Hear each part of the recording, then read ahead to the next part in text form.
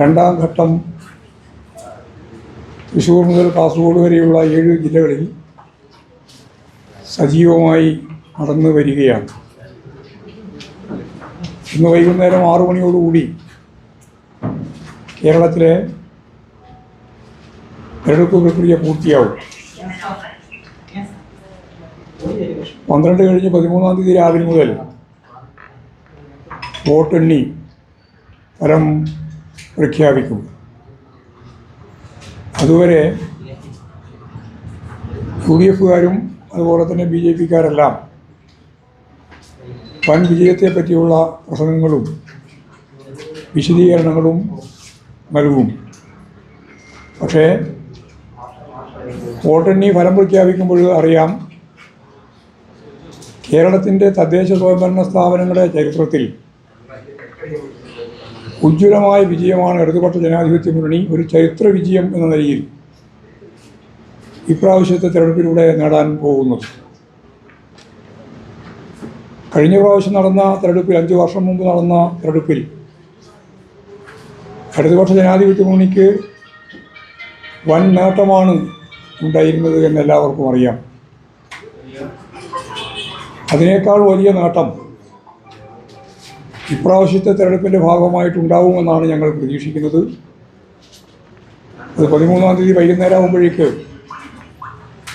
രാജ്യം മുഴുവൻ അത് കൃത്യമായിട്ട് മനസ്സിലാക്കും. ഇടതുപക്ഷ ജനാധിപത്യ മുന്നണിക്ക് അനുകൂലമായ ഒരു രാഷ്ട്രീയ തരംഗമാണ് കേരളത്തിലുടനീളം കഴിഞ്ഞ 7 ജില്ലയിലും ഇന്നാരംഭിക്കുന്ന 7 ജില്ലയിലെ തെരഞ്ഞെടുപ്പ് പ്രക്രിയയിലും കാണാൻ സാധിച്ചിട്ടുള്ളത്.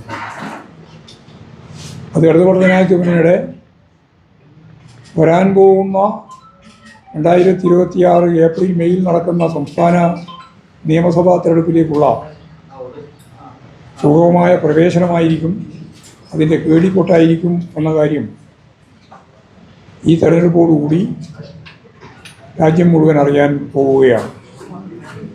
അതുകൊണ്ട് ഇടതുപക്ഷ ജനാധിപത്യ മുന്നണി വൻ ഭൂരിപക്ഷത്തോടുകൂടി കേരളത്തിലെ ഇടതുപക്ഷ ശക്തികൾ ഒന്നുകൂടി ആവർത്തിച്ച് ഈ ഗവൺമെൻറ്റിന് പിന്തുണ പ്രഖ്യാപിക്കുന്ന ഒരു തെരഞ്ഞെടുപ്പ് വിധിയായിരിക്കും ഇപ്രാവശ്യം ഉണ്ടാവുക എന്നാണ് എനിക്ക് സംബന്ധിച്ച് ചൂണ്ടിക്കാണിക്കാനുള്ളത്.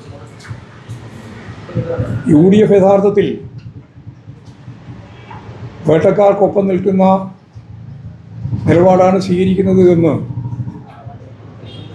ഓരോ ദിവസം കഴിയുന്തോറും ഇത്തരം പ്രശ്നങ്ങളിൽ അവരെടുത്തുകൊണ്ടിരിക്കുന്ന സമീപനങ്ങളിൽ നിന്ന് വ്യക്തമാകുകയാണ്.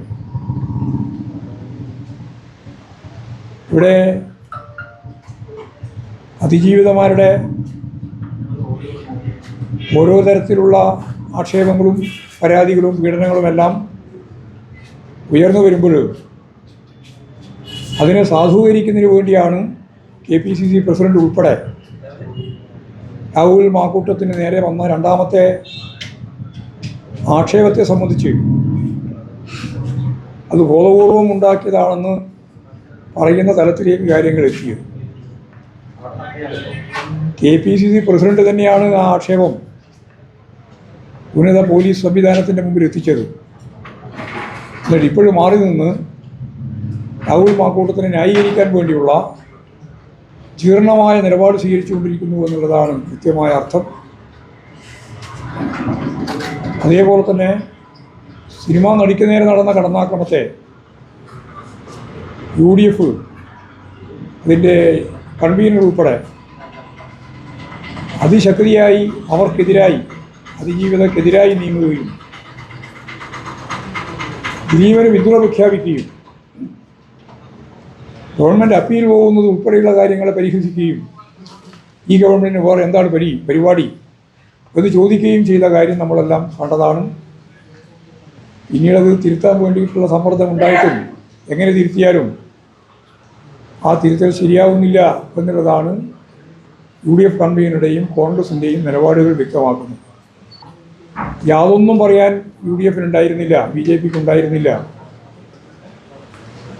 അവരാകെ പറയാൻ ശ്രമിച്ചതും പറയണമെന്ന് മനോരമ പത്രം തന്നെ വിശദീകരിച്ചതും വേറൊരു കാര്യത്തെപ്പറ്റിയും ഉണ്ടാകാൻ പാടില്ല, പറയേണ്ടത് ശബരിമല പ്രശ്നം മാത്രമാണ് എന്ന് പറഞ്ഞിട്ടും AK ആന്റണിയെ പോലുള്ളവർ ശബരിമല പ്രശ്നം ഇപ്രാവശ്യത്തെ തെരഞ്ഞെടുപ്പിൽ ഒരു പ്രധാനപ്പെട്ട വിഷയമായിട്ട് തെരഞ്ഞെടുപ്പ് വോട്ടിനെ ബാധിക്കില്ല എന്ന് പറയുന്ന നിലയിലേക്ക് കാര്യങ്ങളെത്തി.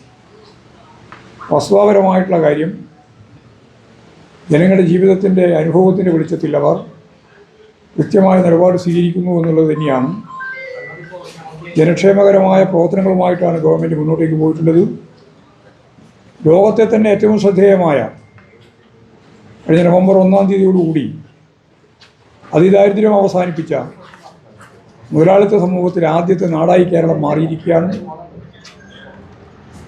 സ്ത്രീ സുരക്ഷയ്ക്ക് പ്രത്യേകമായിട്ട് 1000 ഉറുപ്പിക വീതം കൊടുക്കാൻ 35 വയസ്സ് മുതൽ 60 വയസ്സ് വരെയുള്ള സ്ത്രീകൾക്ക് നൽകുന്ന ഇന്ത്യയിൽ തന്നെ ആദ്യമായിട്ട് നടപ്പിലാക്കിയ ഒരു പദ്ധതി, അതും ജനങ്ങൾ കൃത്യമായിട്ട്, പ്രത്യേകിച്ച് സ്ത്രീ സമൂഹം കൃത്യമായിട്ട് മനസ്സിലാക്കുന്നുണ്ട്. ഇങ്ങനെ എല്ലാ തരത്തിലും പെൻഷൻ്റെ വർധന ഉൾപ്പെടെ എല്ലാതരം പെൻഷനുകളും കൈക്കൂലിയാണ് എന്ന് അവതരിപ്പിച്ച UDFൻ്റെ നേതാക്കന്മാർക്ക് ഈ തെരഞ്ഞെടുപ്പിൽ കൈക്കൂലിയെ സംബന്ധിച്ചും പെൻഷനെ പറ്റിയും പറയാൻ തന്നെ സാധിക്കുന്നില്ല എന്ന അവസ്ഥ വന്നു ചേർന്നത്. ഇടതുപക്ഷ ജനാധിപത്യ മുന്നണി ഗവൺമെൻറ് 1600 രൂപ നൽകിയിരുന്ന 62 ലക്ഷം ആൾക്കുള്ള പെൻഷൻ അത് 2000 രൂപയായിട്ട് വർദ്ധിപ്പിക്കുകയും കഴിഞ്ഞ മാസത്തെ കുടിശ്ശിക ഉൾപ്പെടെ ചേർത്ത് 3600 രൂപ ഓരോ വീട്ടിലും എത്തിക്കുകയും ചെയ്തപ്പോൾ അതിനെപ്പറ്റി അവർക്ക് പറയാൻ സാധിക്കാത്ത അവസ്ഥ വരികയാണ് ചെയ്തിട്ടുള്ളത് എന്നതാണ് സത്യം. ഏതായാലും ഇടതുപക്ഷ ജനാധിപത്യ മുന്നണി വൻ ഭൂരിപക്ഷത്തോടുകൂടി തദ്ദേശ സ്വയംഭരണ സ്ഥാപനങ്ങളിലേക്ക് വീണ്ടും അധികാരത്തിലേക്ക് വരുമെന്നുള്ള ആവേശകരമായ പശ്ചാത്തലത്തിൽ വോട്ടിംഗ് ആവേശത്തോടുകൂടി തന്നെ ഒരു ഉത്സവം പോലെ, ഒരു രാഷ്ട്രീയ ഉത്സവം പോലെ കേരളത്തിലെ ജനങ്ങൾ കൃത്യമായിട്ട് ആചരിച്ചുകൊണ്ട് മുമ്പോട്ടേക്ക് പോവുകയാണ്. ജമാഅത്തെ ഇസ്ലാമിയുടെ പൂർണ്ണമായ പിന്തുണയോടുകൂടിയാണ് UDF യഥാർത്ഥത്തിൽ ഈ തെരഞ്ഞെടുപ്പിനെ അഭിമുഖീകരിച്ചത്. ഇടതുപക്ഷ ജനാധിപത്യ മുന്നണിയെ നേരിടാൻ നിലവിലുള്ള UDFനാവില്ല എന്നവർക്ക് മനസ്സിലായി. ഇത് പാലക്കാട് ഉപതെരഞ്ഞെടുപ്പിലും കഴിഞ്ഞ പാർലമെൻറ്റ് തെരഞ്ഞെടുപ്പിലും ഒക്കെ അവർക്ക് മനസ്സിലായതാണ്.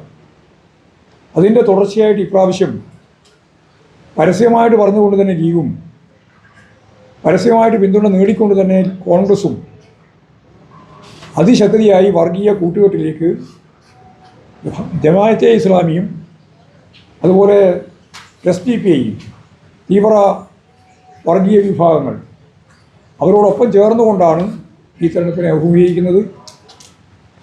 അത് കേരളത്തിൽ ഏറ്റവും ശക്തിയായിട്ട് ആ കൂട്ടുകെട്ട് രൂപപ്പെട്ടത് വടക്കൻ കേരളത്തിലാണ്. കാസർഗോഡ്, കണ്ണൂർ, കോഴിക്കോട്, മലപ്പുറം ജില്ലകളിലാണ് അതിൽ ഏറ്റവും പ്രധാനപ്പെട്ട കേന്ദ്രം. നൂറുകണക്കിന് സീറ്റുകളിൽ UDFും ജമാഅത്തെ ഇസ്ലാമിയും ചേർന്ന് മത്സരിക്കുകയാണ്. അത് ഇടതുപക്ഷ ജനാധിപത്യ മുന്നണിയെ പരാജയപ്പെടുത്താൻ സാധിക്കുമെന്ന് പ്രതീക്ഷിച്ചുകൊണ്ടാണ് UDFും അതുപോലെ തന്നെ ജമാഅത്തെ ഇസ്ലാമിയും എല്ലാം ഈ കൂട്ടുകെട്ടിന് മുതിർന്നത്. എങ്കിലും ഞങ്ങൾക്കൊരു സംശയമില്ല, ഈ വർഗീയ മുന്നണികളെയെല്ലാം ഭൂരിപക്ഷ വർഗീയത ഒരു ഭാഗത്ത് BJP കൈകാര്യം ചെയ്യുമ്പോൾ അതോടൊപ്പം ചേർന്ന് ന്യൂനപക്ഷ വർഗീയത UDF, ലീഗും അതുപോലെ തന്നെ കോൺഗ്രസും കൈകാര്യം ചെയ്യുമ്പോൾ ഇതിന് രണ്ടിനുമെതിരായ മതനിരപേക്ഷ ഉള്ളടക്കത്തോടു കൂടിയുള്ള വളരെ ഫലപ്രദമായ ഒരു ഇടപെടലാണ് ഈ തെരഞ്ഞെടുപ്പിൻ്റെ ഭാഗമായി ഇടതുപക്ഷ ജനാധിപത്യ മുന്നണി കൃത്യമായിട്ട് കൈകാര്യം ചെയ്തിട്ടുള്ളത്. ഞങ്ങൾക്ക് അനുകൂലമായി എല്ലാ സമുദായ വിഭാഗങ്ങളും ഉൾപ്പെടെ ഏതെങ്കിലും ഒരു വിഭാഗം ഒഴിഞ്ഞു നിൽക്കും എന്നുള്ളതല്ല. ജമാഅത്തെ ഇസ്ലാമിക്കൊന്നും യഥാർത്ഥത്തിൽ മുസ്ലിം സമുദായത്തിൽ കാര്യമായ സ്വാധീനമൊന്നുമില്ല. സ്വാധീനം യഥാർത്ഥത്തിൽ മറ്റ് സാമുദായിക വിഭാഗങ്ങൾക്കാണ് എന്ന് എല്ലാവർക്കും അറിയാം. ആ സന്ദർഭത്തിൽ ജമാഅത്തെ ഇസ്ലാമിൻ്റെ ഈ കൂട്ടുകെട്ടിനെതിരായി ശരിയായ ജനരോഷം പ്രകടിപ്പിക്കപ്പെടുന്ന രീതിയിലാണ് ന്യൂനപക്ഷം ഉൾപ്പെടെ കൈകാര്യം ചെയ്യപ്പെടുന്നത് എന്നതാണ് ഞങ്ങൾക്ക് മനസ്സിലാക്കാൻ സാധിച്ചത്. അതുകൊണ്ട് ഇടതുപക്ഷ ജനാധിപത്യ മുന്നണിക്ക് ജമാഅത്തെ ഇസ്ലാമിയുമായി കൂട്ടുകെട്ടുണ്ടാക്കിയിട്ട് ഞങ്ങളെ പരാജയപ്പെടുത്താൻ സാധിക്കുമെന്ന് പ്രതീക്ഷിച്ച UDFന് കൃത്യമായ മറുപടി നൽകാൻ കഴിയുന്ന ഒരു തെരഞ്ഞെടുപ്പ് വിധിയായിരിക്കും ഇപ്രാവശ്യം ഉണ്ടാവാൻ പോകുന്നത് എന്ന കാര്യത്തിലും യാതൊരു സംശയവും. അല്ല, ലീഗ് വർഗീയതയിലേക്ക് നീങ്ങുകയാണ്. ഞാൻ ഇതിന് മുമ്പ് തന്നെ വ്യക്തമാക്കിയിട്ടുണ്ട്. ജമാഅത്തെ ഇസ്ലാമി അതുപോലെ തന്നെ SDPI അതിൻ്റെ ആശയതലം നേതൃത്വപരമായ പങ്കോടുകൂടിയാണ് UDFൻ്റെ ഭാഗമായിട്ടുള്ള ലീഗിനെയും അതുപോലെ തന്നെ കോൺഗ്രസിനെയും കൈകാര്യം ചെയ്യുന്നത്. അതാണ് കമ്മ്യൂണിസ്റ്റ് വിരുദ്ധയുടെ ഏറ്റവും അടിസ്ഥാനപരമായിട്ട് നിർദ്ദേശം. അതുപോലെ തന്നെ ഏറ്റവും ശക്തമായ രീതിയിലുള്ള കടന്നാക്രമണവും ഈ കേരളത്തിലുടനീളം നടത്തുന്നതിൻ്റെ മുൻപന്തിയിൽ നിൽക്കുന്നത് ജമാഅത്തെ ഇസ്ലാമി. അവരെ പോലെ കമ്മ്യൂണിസ്റ്റ് വിരുദ്ധരായ ആളുകൾ തന്നെ വളരെ കുറവാണ്. അവരാണ് ഈ കടന്നാക്രമണം നടത്തിക്കൊണ്ടിരിക്കുന്നത്. അതിൻ്റെ നേതൃത്വത്തിലാണ് ഇപ്പോൾ യഥാർത്ഥത്തിൽ ഞാൻ ഈ പറഞ്ഞ യു.ഡി.എഫിൻ്റെ ഭാഗമായിട്ട് ലീഗും കോൺഗ്രസും. ഇങ്ങനെ വെച്ച് കഴിഞ്ഞാൽ മുസ്ലിം വിഭാഗത്തിന്റെ പിന്തുണ കിട്ടില്ല. അതുകൊണ്ട് കുറച്ചുകൂടി തീവ്രമായിട്ടുള്ള സംഘടനയെ ചേർത്തുകൂടി ലീഗിലുള്ള വിശ്വാസക്കുറവാണ്. ലീഗിന് പകരം വെക്കുന്നതല്ല ജമാഅത്തെ ഇസ്ലാമി. ലീഗ് ജനാധിപത്യപരമായ രീതി കൈകാര്യം ചെയ്തു വരുന്ന പാർട്ടിയായിരുന്നു. ജമാഅത്തെ ഇസ്ലാമി അതിൻ്റെ ആദ്യകാലം മുതൽ ഇപ്പോഴും എല്ലാ കാലത്തും ലോകവ്യാപകമായിട്ട് ഇസ്ലാമിക ലോകം വേണം എന്ന് പറയുന്നവരാണ്. വർഗീയവാദികൾ മാത്രമല്ല, ഇസ്ലാമിക ലോകത്തിന് വേണ്ടി വാദിക്കുന്നവരാണ്. അപ്പോൾ ലീഗിന് പകരമല്ല, ലീഗിൻ്റെ അപ്പുറത്തുള്ള വർഗീയവാദി നിലപാട് സ്വീകരിക്കുന്നവരാണ് ജമാഅത്തെ ഇസ്ലാമി.